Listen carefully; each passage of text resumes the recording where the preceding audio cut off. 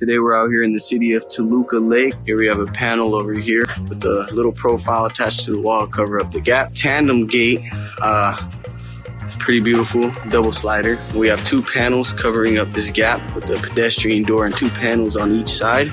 And we have 1 big panel going from column to column.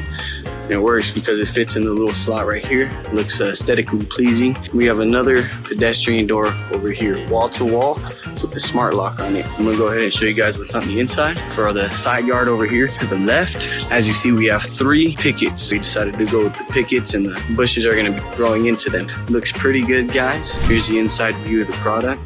Pedestrian gate, 2 panels, and the tandem. And here we have the last panel over here. Very, very interesting. Looks great. And I'll see you guys in the next one.